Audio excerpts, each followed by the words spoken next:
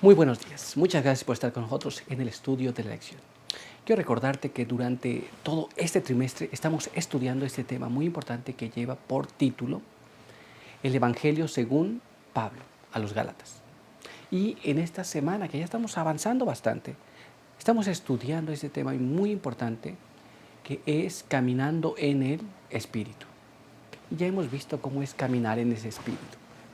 Muchas veces pensamos que decir que estoy bendecido o que pasan bien las cosas es caminar en el Espíritu, pero caminar en el Espíritu es caminar como Cristo caminó, dejando las cosas que no convienen en nuestra vida. Pero ahora quiero que juntos vayamos a la palabra de Dios para recordar el texto que estamos aprendiendo. En el libro de Gálatas, capítulo 5, y allí vamos a leer el verso número 16. Digo pues, andad en el Espíritu, y no satisfagáis los deseos de la carne. Muy bien, con este pensamiento vamos a tener la oración. Así que acompaña. Padre eterno que está en los cielos, santo y bendito sea su nombre. En esta hora agradecemos la vida, la salud. Queremos pedir que su bendición nos acompañe. Pedimos que su buen espíritu nos pueda guiar y pueda impresionar nuestras mentes. Que a través del estudio de su palabra podamos comprender su voluntad y vivir por medio de ella. Guárdenos en esta hora, en el nombre de Jesús. Amén.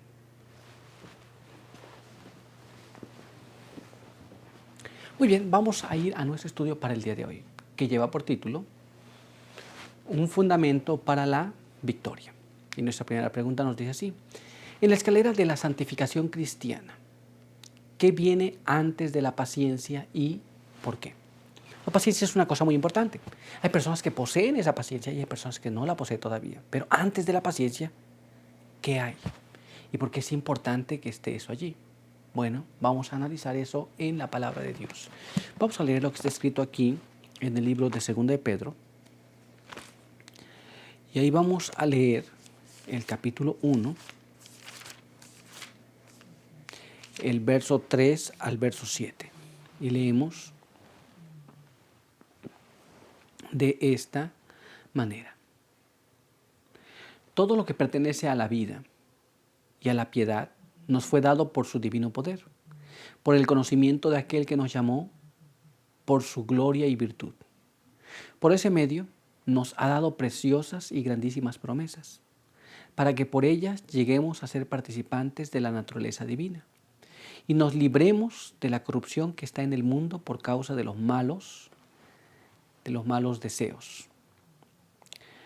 Por esa razón, poned la mayor diligencia en agregar a vuestra fe virtud, y a la virtud conocimiento, y al conocimiento dominio propio, y al dominio propio paciencia, y a la paciencia piedad, y a la piedad afecto fraternal, y al afecto fraternal amor.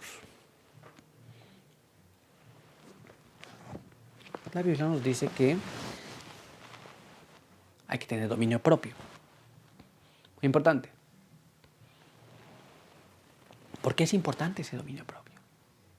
Vamos a ver qué es lo que nos dice el Espíritu de Profecía sobre estas cosas. Leamos aquí.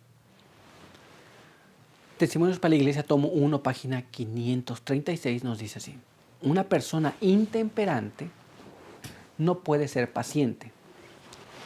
No es necesario consumir bebidas alcohólicas para ser intemperante.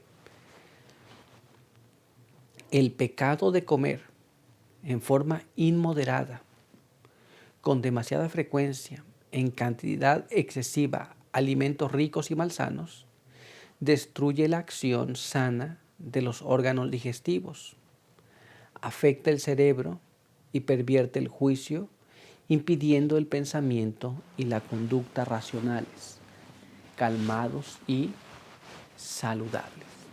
Entonces, no tenemos que beber para ser intemperantes. No tenemos que beber siquiera alcohol. Muchas veces, si nosotros comemos demasiado y constantemente, vamos a perder la razón también. Nos vamos a indigestar. Y eso va a producir que nosotros no podamos discernir entre las cosas correctas y las no incorrectas. ¿Nos damos cuenta? Por eso que viene la temperancia o el dominio propio antes de la paciencia. Una persona intemperante no es paciente, no puede ser paciente. Pero ¿qué más? Vamos a ver lo que nos dice ahora aquí.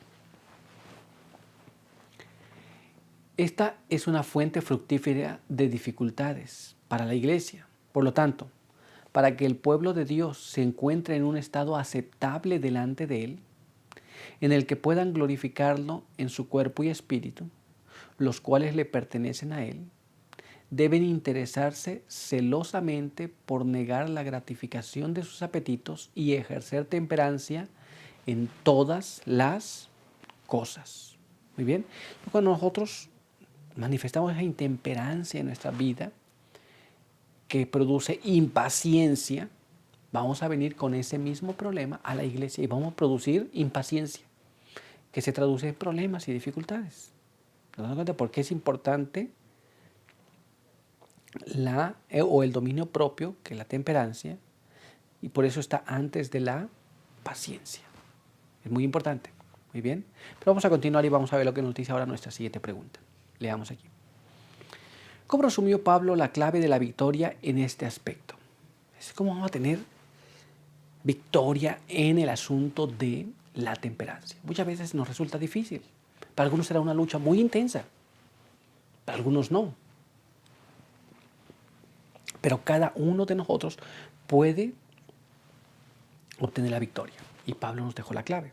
Así que vamos a buscarla y vamos a ver lo que nos dice. Leamos aquí en el libro de Gálatas, capítulo 5, verso 16. Digo pues, vivid según el Espíritu y no satisfaréis los deseos malos de la carne. ¿Cómo podemos ganarle a los deseos de la carne que nos llevan a la intemperancia? Viviendo en el Espíritu para no satisfacer los deseos de la carne. Muchas veces nos resulta difícil. Muchas veces no queremos. Pero esa es la clave para que tú y yo podamos ser temperantes. Y por consiguiente tendremos paciencia más adelante. Vamos a ver lo que nos dice la pluma inspirada sobre este respecto. Leamos aquí en Reflejemos a Jesús, página 136, que nos dice así. Se nos ordena que crucifiquemos la carne con sus afectos y las concupiscencias. ¿Cómo lo haremos? ¿Infligiremos dolor al cuerpo? No, pero daremos muerte a la tentación de pecar. Debe ser expulsado el pensamiento corrompido. Es el deseo, las ganas debe ser echado fuera. Nos vamos a afligir el cuerpo, pero hemos de destruir el deseo por hacer. Hemos de mantenerlo sujeto porque vamos a vivir conforme al Espíritu. Pero todavía hay más. Vamos a ver ahora lo que nos dice este siguiente párrafo. Todo intento de someterse al cautiverio de Jesucristo, todas las propensiones animales, todo intento debe someterse al cautiverio de Cristo. Todas las propensiones animales deben sujetarse a las facultades superiores del alma. El amor de Dios debe reinar supremo. Cristo debe ocupar un trono indiviso. Nuestros cuerpos deben ser considerados como su posesión adquirida. Cada mal deseo que nosotros tenemos debe ser sujeto, puesto en orden a lo que Dios pide. Debemos saber que nuestro cuerpo es el templo del Espíritu Santo y Dios lo compró por precio. No somos de nosotros, no podemos hacer lo que nosotros queramos, sino lo que Dios nos pide porque Él ha pagado por este ser, por tu ser. ¿Te das cuenta? Pero todavía hay más. Vamos a ver lo que nos sigue diciendo. En la experiencia de Daniel y sus compañeros tenemos un ejemplo del triunfo de los principios sobre las tentaciones a ceder al apetito. Nos muestra que mediante principios religiosos los jóvenes pueden triunfar sobre las concupiscencias de la carne y mantenerse fieles a los requerimientos de Dios, aun cuando les cueste un gran sacrificio. Muy interesante, hermanos, que a veces cuando los jóvenes dicen, que es muy difícil, es que tú ya estás grande, por eso haces las cosas. Ya viviste. Yo estoy joven, tengo derecho a hacer mi vida. Es mi derecho a divertirme, es mi derecho a hacer cosas, equivocarme. por la gracia de Jesús, Daniel y sus compañeros se mantuvieron fieles en las condiciones más difíciles que vivieron ellos. Cada uno de nosotros se nos ha otorgado el mismo poder que se le otorgó a esos jóvenes para poder ser fieles a Dios. Pero vamos a ver qué más nos dice ahora. Veamos aquí. Deberíamos considerar las palabras del apóstol por medio de las cuales él exhorta a sus hermanos, por las misericordias de Dios, a presentar sus cuerpos en sacrificio vivo, santo, agradable a Dios. Esto es verdadera santificación. Entonces vamos a presentar nuestros cuerpos vivos, no decadentes. Por supuesto que nosotros hemos vivido una vida no correcta. Vamos a presentar lo que tenemos delante de Dios. Pero si tenemos la luz de la verdad, no hemos de echar a perder nuestras vidas haciendo lo malo. Y después decir, ¿sabes qué, Señor? Esto es lo que sobró. Esto es lo que te puedo dar. Porque entonces no es una verdadera santificación. Hay personas que conocen al Señor y cuando lo conocen, viven una vida correcta y entregan lo que tienen en su vida para la causa del Señor. Pero si tú ya conoces la verdad y sigues destruyendo tu cuerpo, entonces es otra historia. Pero aún hay más. Veamos lo que nos dice ahora este siguiente párrafo. Leamos aquí este siguiente párrafo. Veamos lo que nos dice. No es meramente una teoría, una emoción o una forma de palabras, sino un principio vivo y activo que penetra en la vida diaria. Requiere que nuestros hábitos en materia de comida, bebida y vestidos sean tales que aseguren la preservación de la salud física, mental y moral, para que podamos presentar nuestros cuerpos al Señor.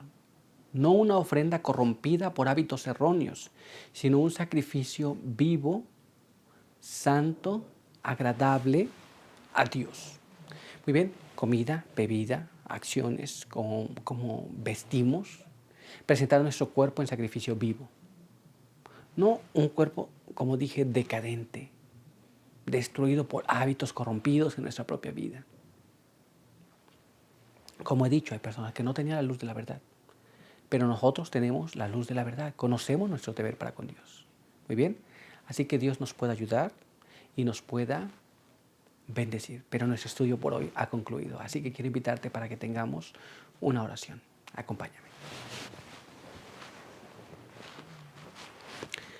Padre eterno que está en los cielos, santo y bendito sea su nombre. Queremos agradecer por permitirnos la vida y la salud. Queremos pedir que su bendición nos acompañe. Quede con nosotros, ayúdenos en todo, guárdenos de todo mal y permita que podamos entender su palabra y vivir según su voluntad. Denos su buen espíritu para cada día. En el nombre de Jesús. Amén. Muy bien, pues muchas gracias por estar con nosotros. Recuerda que te esperamos aquí el día de mañana. Por hoy, que Dios te bendiga.